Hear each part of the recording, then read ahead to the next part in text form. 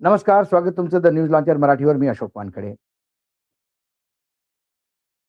नीलम गोऱ्हे ज्या उपसभापती आहेत विधान परिषदेच्या, सदन तेच चालवतात. कारण विधान परिषदेचे जे सभापती आहेत ते राज्यपाल असतात आणि ते फक्त मग सदन चालवण्याची जबाबदारी उपाध्यक्षाकडे असते आणि नीलम गोऱ्हे नीलमताई फार चांगल्या तऱ्हेनं आणि अतिशय मजबुतीनं आणि मॅच्युअरपणानं ते हाऊस चालवतात एवढं नक्की. त्यांनी काही विधान केलं आणि त्या विधानावर खरोखरच खळबळ माजली असं वाटेल तर गुपित बाहेर आलं. कधी-कधी ठरवून सभागृह तहकूब करतो. त्यांनी गौप्यस्फोट केला आणि विधान भवनातील गोंधळावर तर गुपित फोडलं. विधान परिषदेच्या उपसभापती नीलम गोऱ्हे यांनी नाशिकमध्ये खळबळजनक दावा केला आहे. त्यावरून आता विरोधक आणि सत्ताधाऱ्यांमधली पडद्याआडची समेट समोर आली की काय, असं वाटायला लागलं. कधी-कधी आम्ही ठरवून सभागृह तहकूब करतो, असा दावा विधान परिषदेच्या उपसभापती नीलम गोऱ्हे यांनी नाशिकमधील एका कार्यक्रमात केला. अनेकदा विधानसभा, विधान परिषदेत विरोधक आणि सत्ताधारी गदारोळ घालतात आणि मग सभागृहाचं कामकाज काही काळासाठी तहकूब करावं लागतं. गोरे यांच्या वक्तव्यामुळे पडद्याआड विरोधी सत्ताधाऱ्यांमध्ये अगोदरच समज असतं का, असा सवाल आता उपस्थित करण्यात येत आहे. नाशिक इथं विश्व मराठी संमेलनात नीलम गोरे यांनी हा गौप्यस्फोट केला. तशा नीलमताई फार आउटस्पोकन आहेत बरं का. म्हणजे मी व्यक्तिगत त्यांना जेवढं ओळखतो त्याच्यात. नाशिकमध्ये विश्व मराठी संमेलन नीलम गोरे यांच्या परिसंवादात विधान भवनात होता. असलेला गोंधळ हा कुठल्याही व्याकरणाचा अलंकार आहे का? असा प्रश्न त्यांना विचारण्यात आला. त्यावेळी संवाद साधताना नीलमताई म्हणाल्या, की विरोधक काही प्रश्नांवर सभागृहात गोंधळ घालतात. अर्थात ते जो गोंधळ घालतात त्याची अपेक्षा असते, की त्यांना बोलायला मिळावं. उदाहरणार्थ एखाद्या मंत्र्याच्या कार्यालयात पैसे सापडले. अशा वेळी विरोधकांना चर्चा करायची असते. पण नियम असा आहे, की त्यांनी अगोदर नोटीस द्यावी लागते आणि मग मंत्र्यावर आरोप करता येतील. 8 दिवसापूर्वी पुणे-मुंबई द्रुतगती मार्ग बंद पडला. पण तो तारांकित प्रश्न होण्यासाठी त्याची मुदत गेलेली असते. विरोधी पक्ष त्याचा धर्म आणि जबाबदारी पाळत असतो. तर सत्ताधारी पक्ष हा बुद्धिबळाच्या पटावर जशा 2 प्रकारच्या व्यूहरचना केलेली असते, त्याचं तो पालन करतो. त्यातली एक सिक्रेट असं आहे, की सकाळीच आम्हाला हे किती वेळ गोंधळ घालणार आहेत, हे माहिती असतं. आम्ही विचारतो सुद्धा, की किती वेळ सभात्याग करणार आहात? काही वेळ पीठासीन अधिकाऱ्याने 15 मिनिटं थांबायचं आणि सुरळीत कामकाज करायचं असं सुद्धा ठरलेलं आहे. एखाद्या वेळी विरोधी पक्ष नेत्याकडून अपशब्द वापरला जातो. आता तो मुद्दामून वापरतो, की सहज वापरतो हे त्यांना सर्वांना कळतं. पण अशा वेळी सत्ताधारी पक्ष कठोर भूमिका घ्यावी लागते. सभापतीला कठोर भूमिका घेत त्यांना निलंबित करावं लागतं. हे निलंबन 7 दिवसाचं असतं. मग ते खाजगीत येऊन दिलगिरी व्यक्त करतात. मग हे निलंबन 3 दिवसात करण्यात येतं, असंही नीलमताई म्हणाल्या. लोकसभेत दुर्दैवाने काही वेळा चर्चाच केली जात नाही. विधिमंडळ हे चर्चेसाठी आहे आणि प्रत्येकाला बोलण्याची संधी देणं आवश्यक आहे. विधिमंडळातील कामकाज आणि आमची बारीक नजर असते. त्यांना असं वाटलं, की ते आपापसात जे बोलतात ते आम्ही ऐकू येत नाही. पण ते आम्हाला ऐकू येतं. ते कधी-कधी म्हणतात, की आम्हाला बोलण्याची संधी मिळेल असं वाटत नाही. पण आम्ही दुपारून त्यांना बोलण्याची संधी देतो. एकदा तर सभापती बाहेर पडल्यावर एका आमदाराने अंगविक्षेप केले होते. ते समजताच त्याचे निलंबन झाल्याची आठवणही नीलमताई यांनी सांगितली. नीलमताई जे बोलल्या ते काही नवीन नव्हतं. नीलमताई अक्षरशः प्रामाणिकपणे नीलमताई बोलत होत्या. कारण तो मंच राजनैतिक नव्हता. तो साहित्यिकाचा मंच आहे. आणि असं कितीतरी वेळा होतं. माहीत असतं की हा गोंधळ होणार. मग त्यांना तहकूब. आता मी तुम्हाला एक गोष्ट सांगतो आणि मी नावं कोणाचीही घेत नाही. पण हे असं माझ्या डोळ्यांनी सुद्धा मी पाहिलेलं आहे. मी एक वेळा जेव्हा रिपोर्टिंग करायचो, त्यावेळेला मी राज्यसभेच्या पत्रकार दालनात बसलो होतो वर आणि 1-2च पत्रकार होते. सकाळचा वेळ होता आणि आम्ही लवकरच पोहोचलो होतो. आम्ही जाऊन बसून आपल्या गप्पा मारत होतो. खाली खासदार यायला सुरू झाले. तितक्यात काँग्रेसचे एक खासदार आले, युवा खासदार. म्हणजे त्यावेळेला ते धडाडीचे खासदार होते. ते आले आणि यू-पी-एचं सरकार होतं.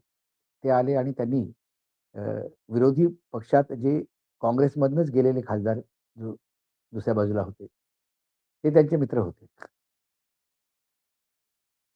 त्यांना ते आपल्या म्हणजे त्यांना वाटलं की आता 5-6च लोक आहेत हाऊसमध्ये त्यामुळे बड्या फ्रीली बोलत होते.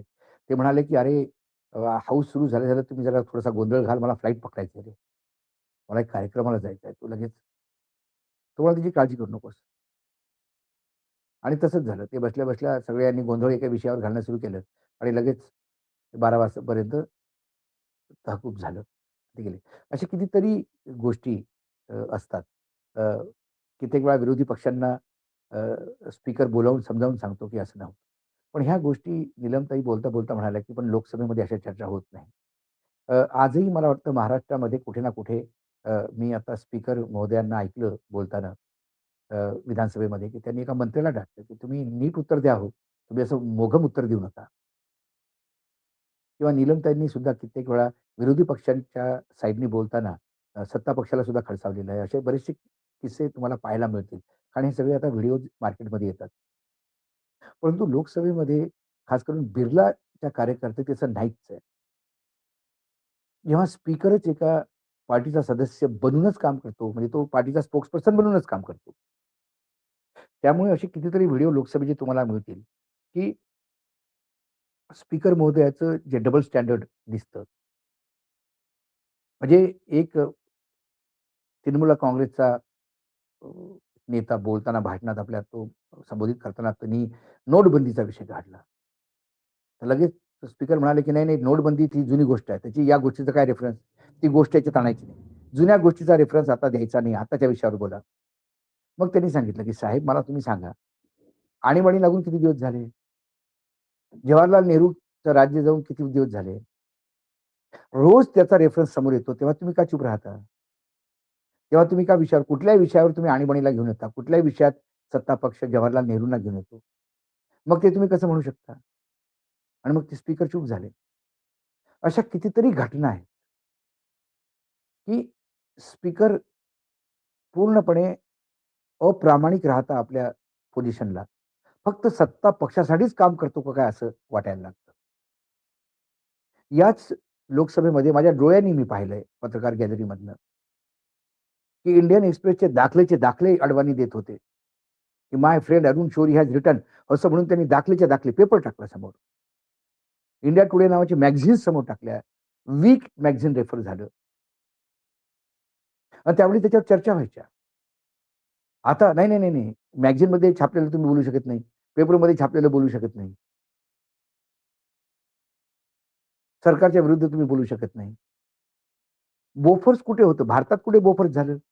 बोफोर्स हा इश्यू बी-बी-सीच्या एका बुलेटिनमध्ये सांगण्यात आलं, की भारताला ऑर्डर देण्यासाठी काही ठिकाणी लाच देण्यात आली भारतीय लोकांना. त्या बातमीनं बोफोर्सचा पूर्ण स्कॅन्डल ओपन झालं. मग इंडियन एक्सप्रेस आणि हिंदू यांनी डिटेल स्टडी करून पूर्ण डॉक्युमेंटेशन त्यासोबत हे सगळ्या गोष्टी आणल्या आणि पूर्णपणे इतकं भव्य मेजॉरिटी कोणालाही मिळाली नव्हती. ती इंदिरा गांधींच्या मृत्यूनंतर राजीव गांधीला मिळाली. पण ते सरकार कोसळलं. म्हटलं पूर्णपणे पुढचं सरकार पुढच्या निवडणुकीत ते सरकार पडलं. त्यावेळेला जर स्पीकरनं म्हटलं असतं, की या बी-बी-सीच्या न्यूजचं इथं कशाला रेफरन्स? नाही ते नाही होणार. पण त्यावेळेला बोफोर्स बोलू देण्यात आलं. कारण कुठेतरी लोकशाहीची एक परंपरा टिकून होती. ताई म्हणाल्या त्या गोष्टी बिलकुल खऱ्या आहेत. कित्येक वेळा स्पीकरलाही माहीत असतं, की आज हे या गोष्टीवर गोंधळ घालणार. ते सांगतात. कारण स्पीकर जो असतो हा सीनियर एक माणूस असतो जनरली. त्याचे संबंध अक्रॉस द पार्टी लाईन असतात. तेव्हा तो म्हणतो, की आम्हाला हे चालवायचं आहे. कित्येक वेळा ताई सुमित्रा महाजन जेव्हा स्पीकर होत्या, तेव्हा 1-2 प्रकार असे पण झाले, की ताईंनी गोंधळ घालणाऱ्यालाच विचारलं, की "अरे काय रे बाबा?" आणि ते मराठी ओळखत मराठी बोलू शकत होते. ताईंनी विचारलं त्यांना चेंबरमध्ये, "काय एवढ्या विषयाला तुम्ही ताणून धरता?" तर ते म्हणाले, "ताई आम्हाला माहीत आहे हो, पण आमच्या नेत्यांचा आदेश झाला याच्यावरच बोलायचं." काय करणार ताई? ह्या गोष्टी फार अंतरंग असतात. तेव्हा एका बी-जे-पीच्या नेत्यांनी एका बाईबद्दल इतकं वाईट शब्द बोलले. ते रेकॉर्ड झालं, ते ऐकण्यात आलं आणि मी ताईचा एवढा उग्र दर्शन कधीच मला झालं नाही, एवढ्या ते बिफरल्या. तर निष्कासनच करतो म्हणाले. मग अरुण जेटलीपासून राजनाथ सिंग सगळे पळाले. त्याची माफी मागण्यात आली त्याला. पण तो जोपर्यंत ताई स्पीकर होत्या, तोपर्यंत ताईंनी त्याला समोर येऊ दिले नाही कधी. आणि ताई अक्षरशः अनकम्फर्टेबल त्यांचं 2-3 दिवस ते राहिलं ते.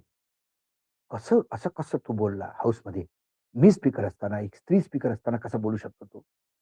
आणि एका बी-जे-पीच्या नेत्याने एका काँग्रेसच्या महिला नेत्याबद्दल बोलला होता. हां, अशा बऱ्याचशा गोष्टी स्पीकर्सच्या चेंबरमध्ये काय होतं, बाहेर काय होतं, पार्लमेंटरी जो अफेअर्सचा मंत्री होतो, त्याचे आणि विरोधकांचे काय संबंध कसे असतात. ह्या सगळ्या इतक्या जटिल गोष्टी आहेत, की शेवटी कित्येक वेळा वाटतं का, जसं आपल्याला वाटतं की हे सगळं ठरवून झालेलं असतं का? तसं खरोखरच ठरवून झालेलं असतं की काय? आज ताई स्पष्टपणे बोलल्या, त्यांना धन्यवाद. आणि माझा काही एक्सपिरियन्स होता तो आणि माझ्या जवळ काही बातम्या म्हणजे काही माहिती होती ती मी आज शेअर केली. आज एवढंच. पुन्हा येतो काही विषयासोबत. तोपर्यंत नमस्कार. पाहत रहा द न्यूज लॉन्चर मराठी.